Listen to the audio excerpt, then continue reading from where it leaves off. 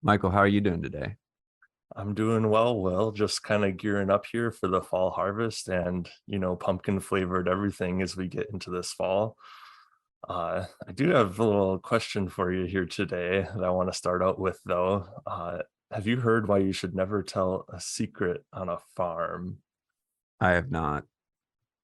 Because the corn has ears and the potatoes have eyes. So That was there you terrible. go. We got to start things off with a light note.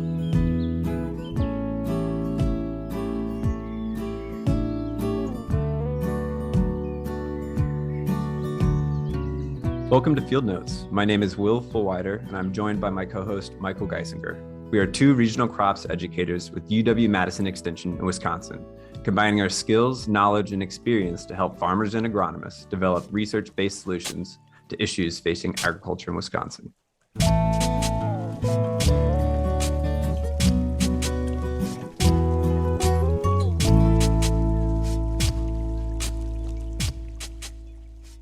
Today, we're going to be discussing fall planted cover crops with a focus on cereal rye being planted after soybeans or corn silage, and in some cases, corn.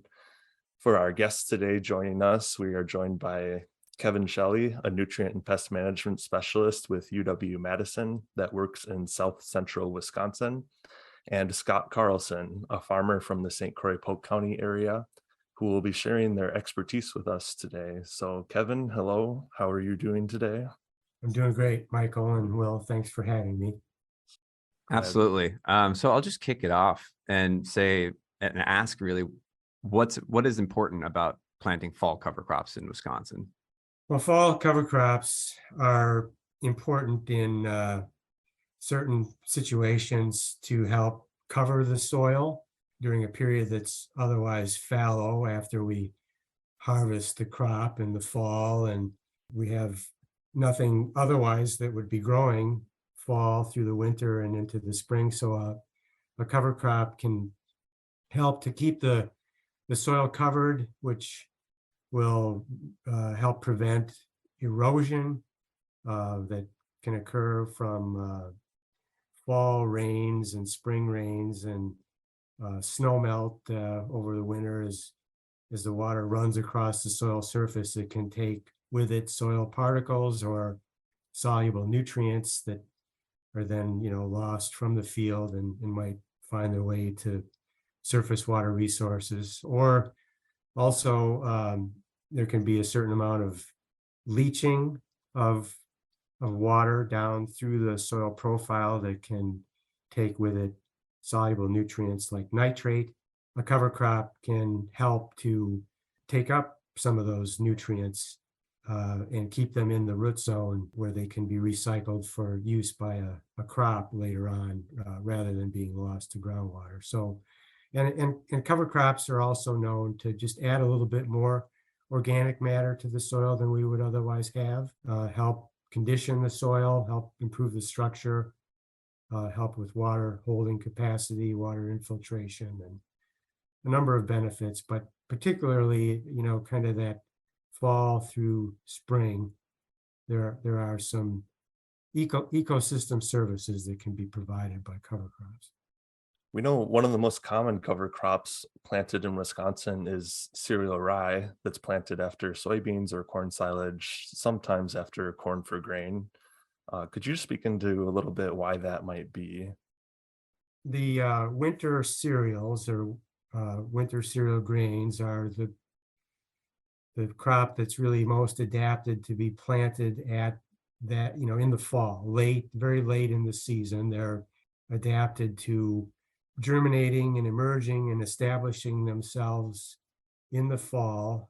They're called a winter annual because they need to go through the winter. They need to have a kind of a cold period or a vernalizing period before they regrow and complete their life cycle the following spring. So they're really adapted to being planted late, going through the winter and establishing themselves again in the spring. And so we're talking about cereal rye or winter cereal wheat, or there's a kind of a hybrid cross between those two species called triticale that would also be another good choice.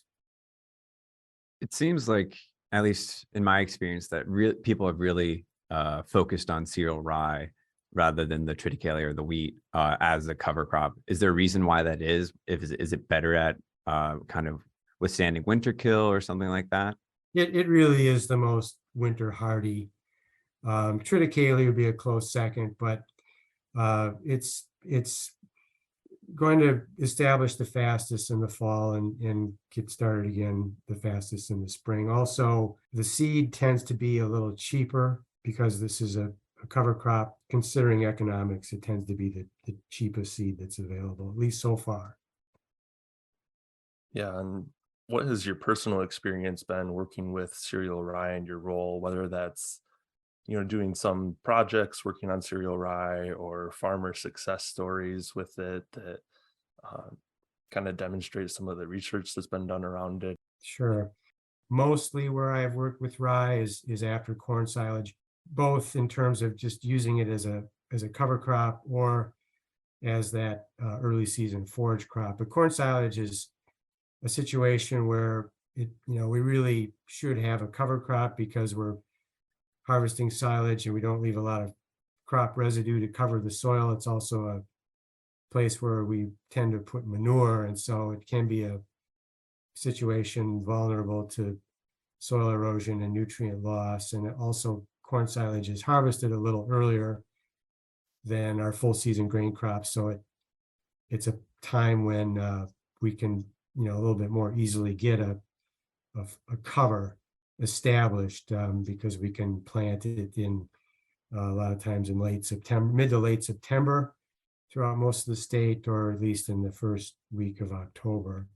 Particularly after soybeans, there's still an opportunity. If we're not following our soybeans with winter wheat as a cash crop, we may want to consider getting rye planted for a little bit additional cover, even if we're no-till and we're just leaving the rice residue there. We can maybe get a little additional cover in the fall if we can get that rye planted by the first week of October.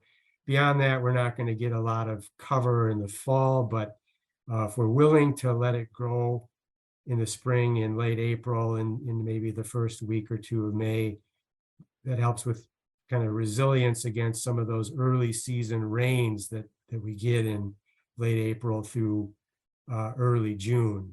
Even if after we terminate the rye, maybe there's still a little additional residue there that helps protect the soil against the forces of those heavy rains that we can get at that time.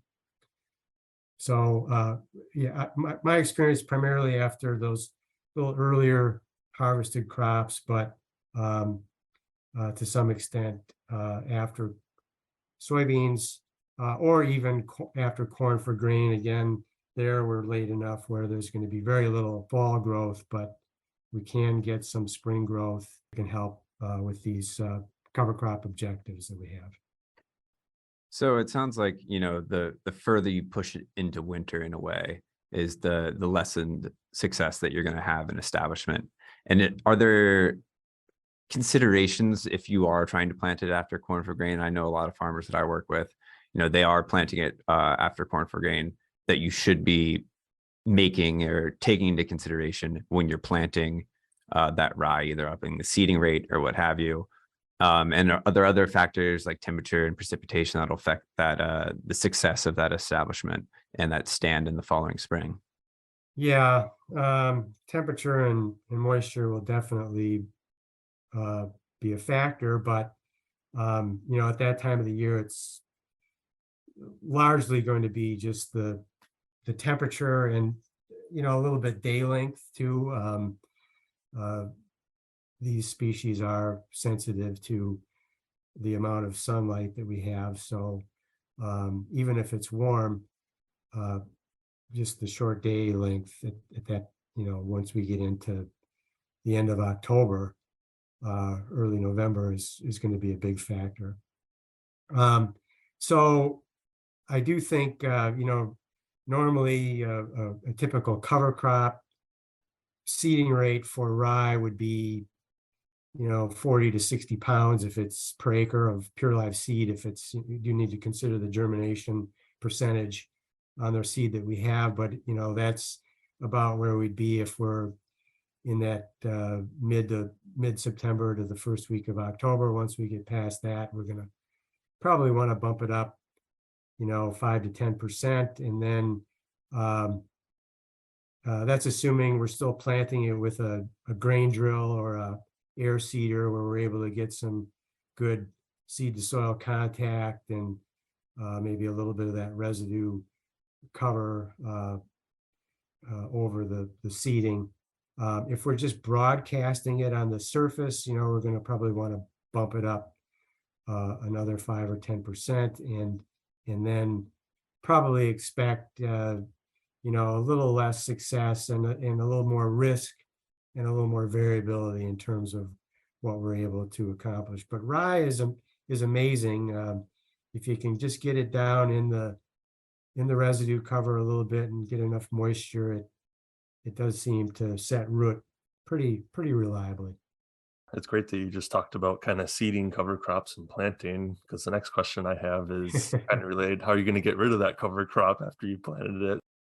The longer we can wait and let the cover crop grow before we terminate it, the more above ground biomass that can be recycled back into the soil we will have, and we'll also have more root growth. So just more fresh organic matter to incorporate back into the root zone of the soil for soil conditioning and soil quality, soil health improvements. But of course, the downside is it can cause additional challenges for establishing the following crop, just in terms of planting into it or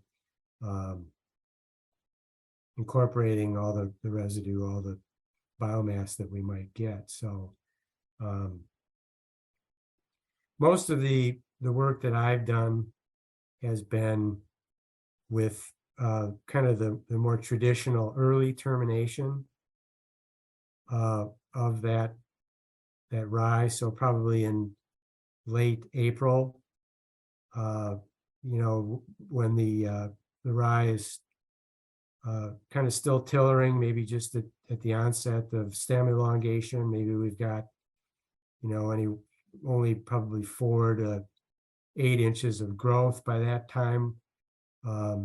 We'll either terminate it with tillage or probably more often with a herbicide application like glyphosate, and then wait about 10 days before we go in and plant. And that really helps the soil to kind of mellow out, become more workable, and we get a good seed bed. We're able to go in there with a no-till planter and open the seed slot, close it back up. And then I would say if we're in an early termination situation like that, our weed management program isn't really changed very much from what it normally would be. We'd probably still want to include a residual grass broadleaf herbicide program at that burn down, or be prepared to come back, with another pass, either right after planting or an early post type of situation like that. If we're going to wait and let that cover crop grow a little bit more, and there's some interest in planting green, it's a little bit of a emerging interest in planting right into that green and growing cover crop. And in that case, I think unless we're going to get really extreme with that and let it grow even beyond planting time, then that might be a little bit of a different ballgame, where we can depend on that cover crop, especially if it's rye, to be more of the weed control part of our program. But if we're kind of planting green and terminating that rye, at planting or just shortly after, so we've got about 10, 12 inches of growth there. Again, I think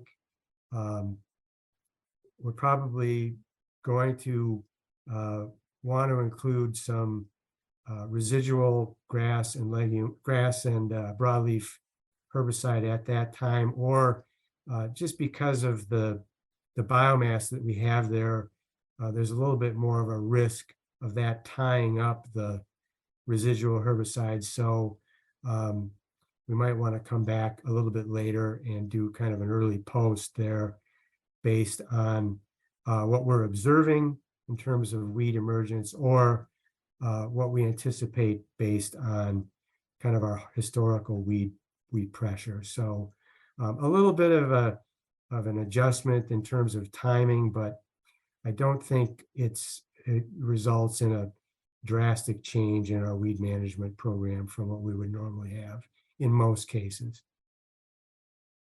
Yeah, and it certainly seems to be the case too, that often the weed management effect of cereal rye is when you can have an opportunity to lay it flat on the ground, and we're still sorting out what that looks like. Obviously, we see the roller crimpers and things like that, but as far as really narrowing down a management technique to get that, it can be a little bit of a challenge. So yeah, it's definitely kind of the cover crop, a more advanced approach to using and managing cover crops as far as planting green later and into higher levels of biomass. So Kevin, if you had one piece of advice to someone kind of considering planting cover crops for the first time, what would that be? I mean, the typical recommendation is to start small. Don't go full bore the first year. Give it a try on a few acres. I would point to a couple of resources that are out there. We have a number of educational, informational publications on using cover crops on our website at the Nutrient and Pest Management Program. That's the Integrated Pest and Crop Management website. It's ipcm.wisc or wisc.edu. In fact, we have a brand new publication on managing cereal rye as a cover crop. There's another Cover Crops 101 publication that kind of provides a good introduction to what cover crops can do for us, and a little bit on management. Any of us from the Crops and Soils program and extension, you can contact us for information and knowledge that we have, or we know the right direction to point us. So there's a lot of resources that can be accessed for guidance and guidelines. So I would encourage reaching out to those sources. And there's a number of seedsmen out there, seed companies that are working with cover crops too, that can be very helpful. So, well, Kevin, thanks for being a fount of knowledge of cereal rye as a cover crop and talking with us today. Well, thanks for having me. Absolutely. We'll be right back talking with Scott Carlson, a farmer in northwestern Wisconsin.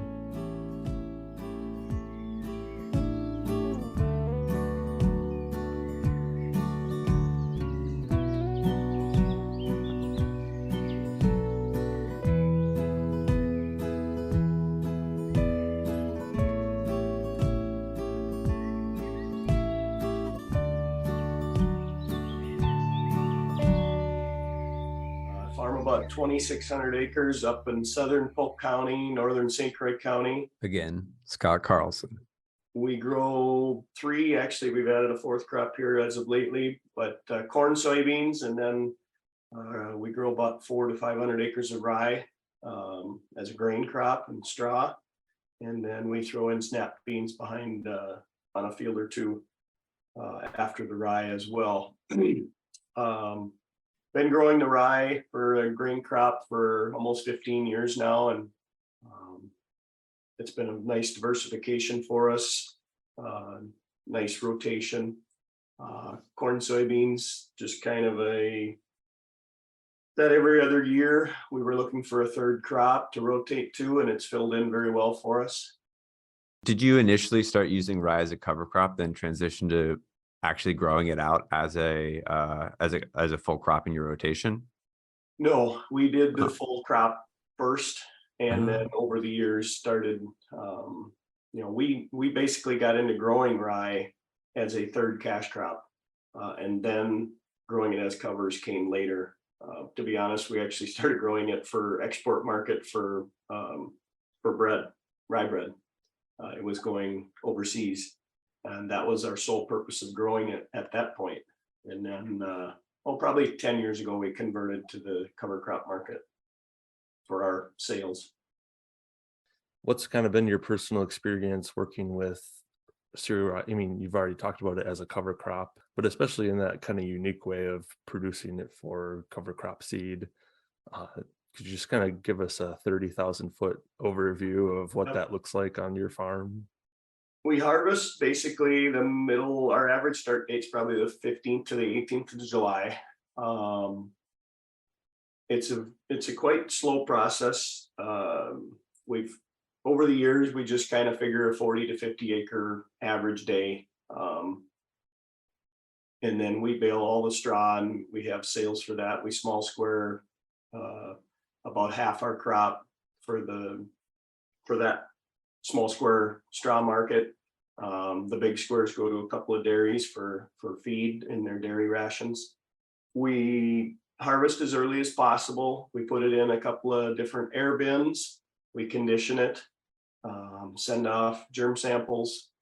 Then once we're all done, I have a cleaning system we set up in a shed, and then we will start cleaning it, because I would say 80% of our rye seed goes out cleaned. Majority of the guys are drilling it or running it through an air system where they don't want any beards or anything like that. Those that do broadcast will take it as bin run. We supply several dairies in the area. I have a couple of other larger operations that resell it, but we have gone through the steps of being licensed in those proper channels to do it properly. But yeah, it's quite a process. I just kind of clean as we go, and it's a 1.5-month process of cleaning a few loads here and there and just shipping as guys need it. It's filled a void for us quite well. It's time consuming, but it fits in our operation. Since you kind of have that experience growing it as a third crop, I'm wondering too, what kind of sense you have of, how do environmental factors affect the success of a cereal rye crop, whether as a cover crop or as cereal rye for grain, and especially factors like temperature or precipitation? Cereal rye is just a very, very vigorous growing, fast growing crop. Cool season grass. It works great in the fall. It loves that cool weather to get germinated.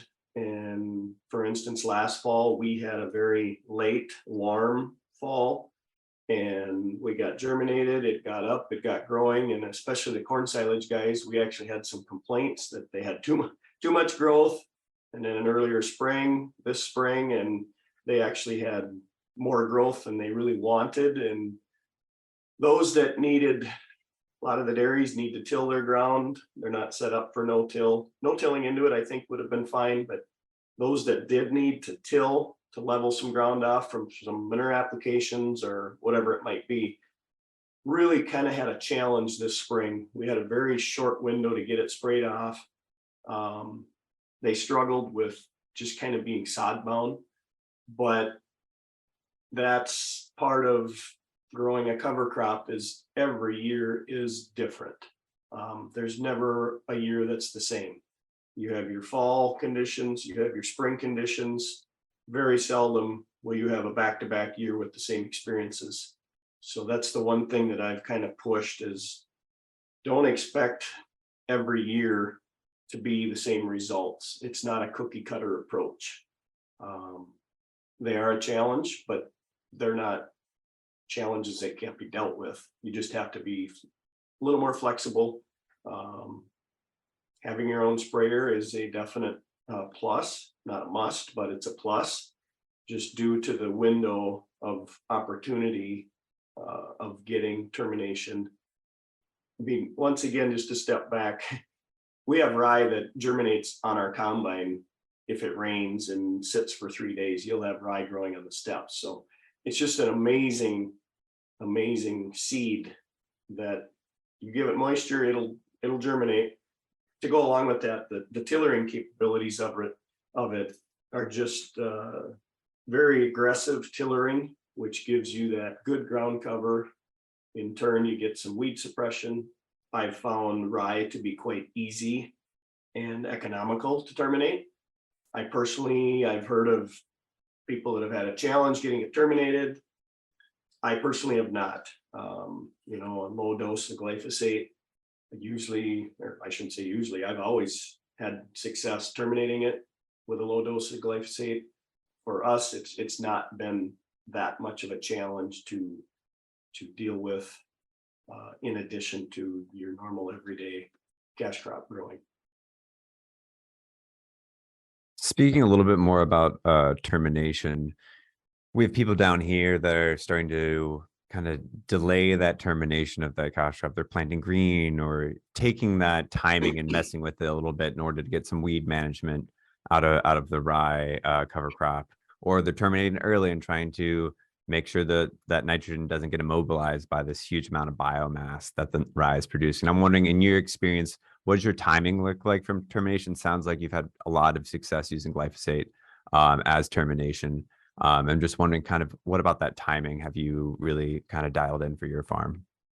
I have changed my focus on this a little bit over the last few years. Everything we read, and this, I will say, is definitely a location thing. It's always the cookie cutter excuse for us northern folks, but everything I've always read, and I actually still read it, is 7 to 10 days prior to planting, get that cover crop or that cereal rye terminated, and then you'll be planting into it, and soon after it's dead. And that's what I always did. Well, so many of those years up here, our window is so tight that I was out terminating cereal rye cover crop, and it was maybe an inch or two tall. And I just really wasn't feeling like I was getting the effects. Well, once again, that's okay. What success did we have in the fall getting it germinated and growing? And then what kind of spring did we have? So actually watching some neighbors that have been successful growing a cover crop in the fall, planting their corn and waiting a week, 10 days, 12 days, depending on what kind of growth you get, and burning it down, following the planter later, letting that crop grow. So about 4 years ago, I shifted and started doing some of that. My program now is let that rye grow as tall as I can. When I feel the time, which there again is that, be flexible, get out there. And if I did have a field this year, we threw the early post program with the residual. We threw it all in. We did it one time and had really good success. We did get some weed suppression. I can't claim full weed suppression as the roller crimper guys can, but we're just too far north. Our rye takes too long to get that tall and to get that roller crimper advantage. My personal opinion and experience. Yeah, so you've kind of already spoken into a little bit about how cereal rye affects weed management in the following cash crop. But I'm curious a little bit to hear if you have anything to add to that, or if there's any effects that you've seen on yield of the cash crop that follows rye, or anything like that. Once again, I have not done the roller crimper route, so that I would truly believe would be tremendous weed suppression, but I don't have the experience there. I know there has to be some suppression there in the spring just with the competition, but I'm not sure, we're spreading 50 pounds, 55 pounds. I don't like a real thick cover crop, but weed suppression in my program isn't necessarily my goal. It's more erosion and soil tilth, because I don't know that bushel or less rate is thick enough to get full suppression unless it goes full term and you can get that roller crimper and lay that mat down.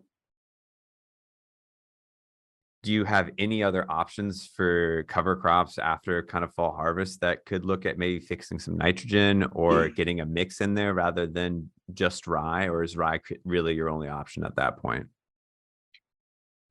I'll go two ways. I only have experience with rye.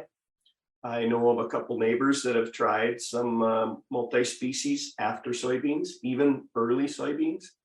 And I have always said my experience, just knowing with the cover crop multi-species that I grow after our rye for grain crop, we're usually done by the 10th, 12th of August, maybe the 15th of August, because it typically takes us till about the 1st of August to finish our whole harvest crop of that rye. And I see how long it takes to get any of those, for me, it's clovers and radish rape, getting them established. It's amazing how long it really takes. They germinate right away, but just to get them established and get any benefits, it takes so long. There's no way that you could up here plant a multi-species the 1st of October and expect to get any benefits. I've seen 2 times locally where it's been done and they did it 1 year and that was it. We just don't have the timing. Maybe last year could have, because it was warm so long, and then we typically are getting a killing frost, the first week of October, second week. This last fall it was almost the 1st of November, but year in and year out, the multi-species, there's not enough time to do any good. There's winter wheat I've heard some people use. I have not done it, and I don't really have any experiences from the people who have gone that route. There's a few that have done some oats. I know there's some trying that this year just to see if they can get away from that very vigorous cereal rye growth, and then to have a natural fall kill with frost.